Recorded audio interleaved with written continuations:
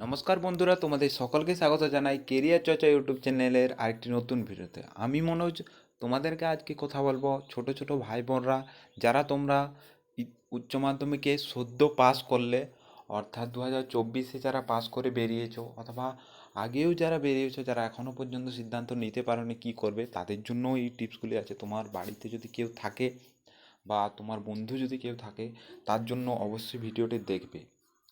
এখানে আমি এমন কিছু কথা বলবো যেগুলো তোমাদেরকে কেউ বলবে না। এখন অনেকে অনেক পরামর্শ দিবে, ঠিক আছে?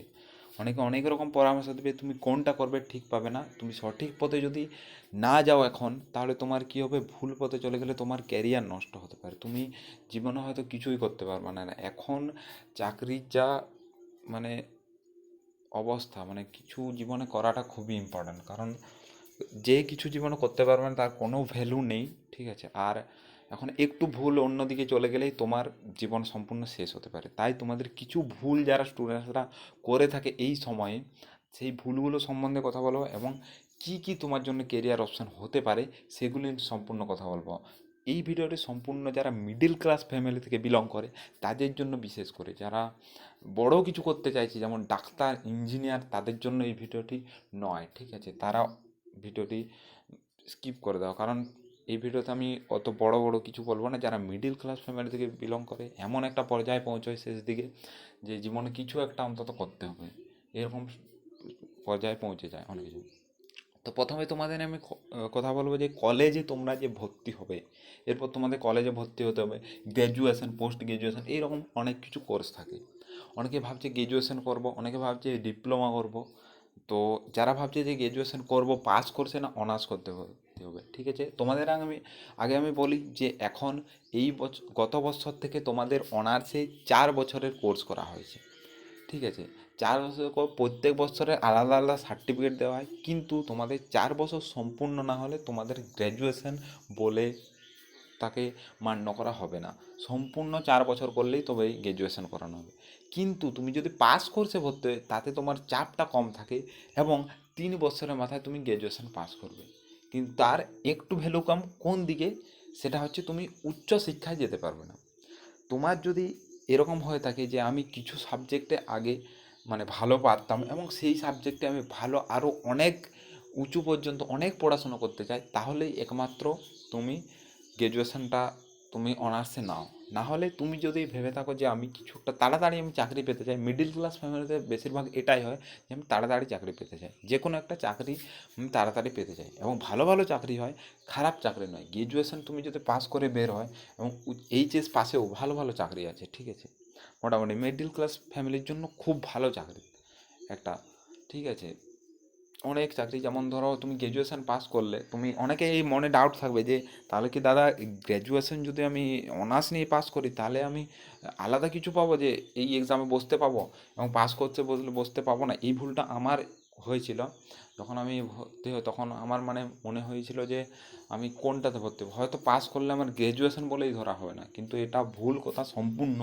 যদি তোমার ধারণাটা না থেকে থাকে, তুমি যদি পাস কোর্সেও ভর্তি হও তাও তুমি 3 বছরের মধ্যে তুমি গ্র্যাজুয়েশন কমপ্লিট করতে পারবে এবং তোমার সেটা যে কোনো পরীক্ষায় তোমাকে মান্য করা হবে। ওদের আলাদা কোনো কিছু থাকে না যে তুমি পাস কোর্স থেকে বেরিয়েছো নাকি অনার্স থেকে বেরিয়েছো নাকি তুমি কোন সাবজেক্টে। অ্যাকচুয়ালি কোনো সাবজেক্টের আলাদা ওদের ভ্যালুই থাকে না। তোমার যেটা ভালো লাগে সেই সাবজেক্ট তুমি যদি অনার্স নিতে চাও নিতে পারো, কোনো সমস্যা নেই। কিন্তু তুমি যদি তাড়াতাড়ি চাকরি পেতে হয় এবং বিশেষ করে যারা ডিফেন্সে করতে চাও তাদের জন্য আমি অবশ্যই রেকমেন্ড করবো তুমি পাস কোর্সে ভর্তি হও। কিন্তু এখন করছে কি, বেশিরভাগ কলেজে তোমাদের পাস কোর্সটা উঠিয়ে দিয়েছে। আমি অনেক কলেজে খোঁজ নিলাম, তারা পাস কোর্স বলে কিছু নেই তাদের কলেজে, সব অনার্স। যদি তুমি অনার্স নাও, তার জন্য টিপস হচ্ছে যে তুমি অবশ্যই তুমি ডিস্ট্যান্স অথবা তুমি ওপেন ইউনিভার্সিটিতে ভর্তি হও। তুমি খোঁজ নাও কাছাকাছি কোথায় ওপেন ইউনিভার্সিটি আছে, যারা আর কি কম পড়াশোনাতে করতে চাও, মানে চাপটা নিয়ে নিতে চাও এবং কলেজের সাথে সাথে তুমি চাকরির প্রিপারেশনও নিতে চাও, তাহলে তোমাকে রেগুলার কলেজ যেতে হবে না।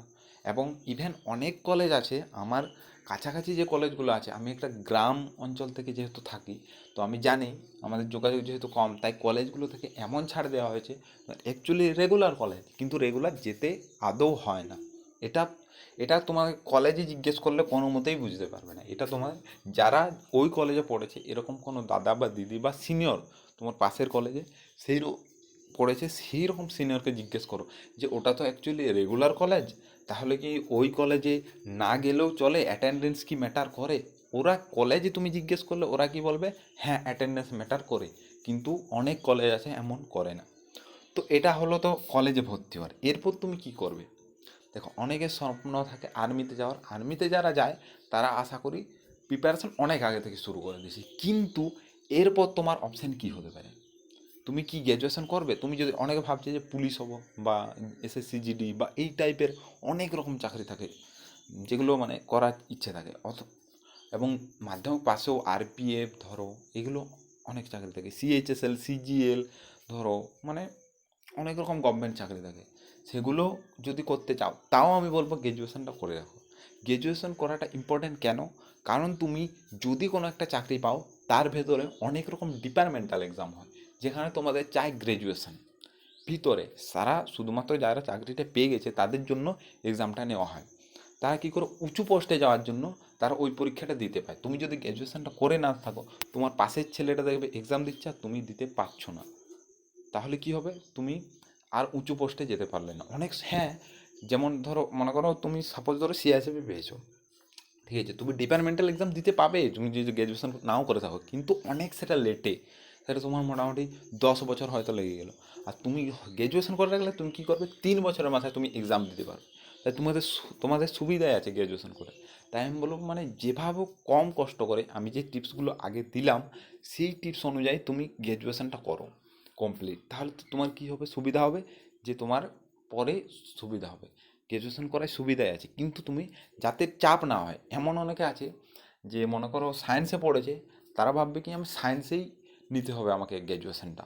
না, এমনটা নয়, সায়েন্সে থাকলে যে সায়েন্সে নিতে হবে, তুমি বাংলাতেও নিতে পারো ইংলিশেও নিতে পারো, কিন্তু অনেকে পাড়া প্রতিবেশী অনেকে বলবে যে তুই সায়েন্সে পড়বি আর বাংলায়ও না আসে। এটা লোকের কথায় কান দেওয়া একদমই ভুল হবে। তোমার কেরিয়ার তোমাকেই ভাবতে হবে। তোমার মা বাবাও ইভেন বলবে যে তুই সায়েন্সে পড়ে বাংলায় অনার্স নিবি, লোকে কী বলবে, এই সব কথায় কান দেওয়া একদম চলবে না। তোমার যদি ইচ্ছা আছে যে আমি একটা তাড়াতাড়ি চাকরি নেব, সায়েন্সে পড়েছি তো পড়েছি এবং সায়েন্সে পড়ে যা হয়েছে হয়েছে, আমি চাকরি নেব, তাহলে তুমি বাংলা ইংলিশ এবং ভূগোল ইতিহাস যে কোনোতে ইচ্ছা তুমি নিতে পারো। তোমার সাবজেক্টটা না থাকলেও নিতে পারো। ইভেন অনেকে একটা জিনিস ভাবে যে আমার, দেখো 6টা অনেকে সাবজেক্ট নেয়, একটা বাদ পড়ে, ঠিক আছে, যেটা তো কম নাম্বার হয়।